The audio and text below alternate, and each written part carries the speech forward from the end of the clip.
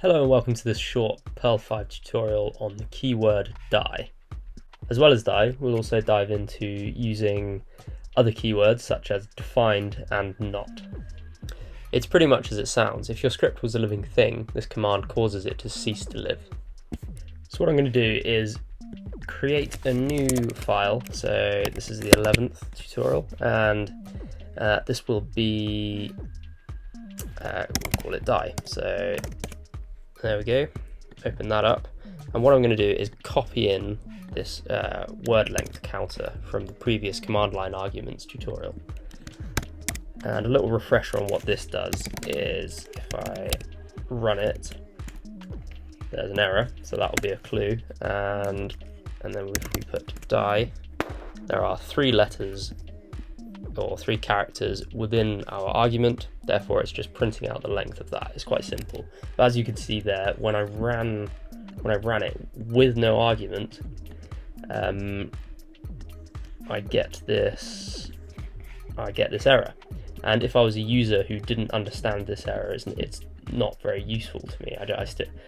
Reading that error, I don't know what that script should do.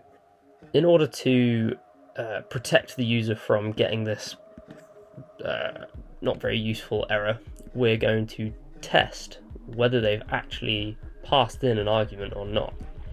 So what we want to do is make the script die with a useful error if this word is actually defined. So what we need is an if statement with a conditional, the condition being if this word is defined. So we could say not defined and then say word,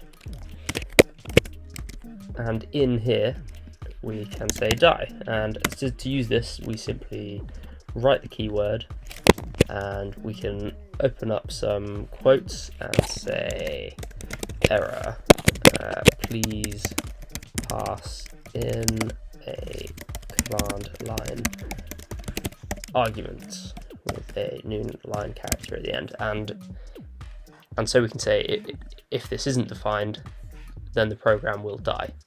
Let's try it out. There we can see it works. If we take away that argument, error, please pass in a command line argument. And now the user knows what they should be doing differently to use this script properly. And the last thing I'm going to show you how to do is to put this into one line of code. So all we need to do is copy this out and then say if not defined word. And I think this actually reads quite nicely. So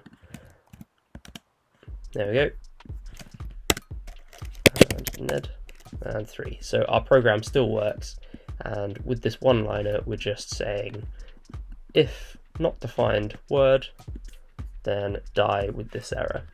So as a one-liner, I think this works quite well. So that's all for the keyword die.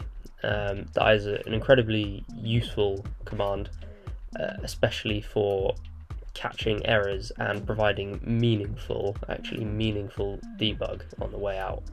Thanks for watching. Please like or dislike, comment and subscribe.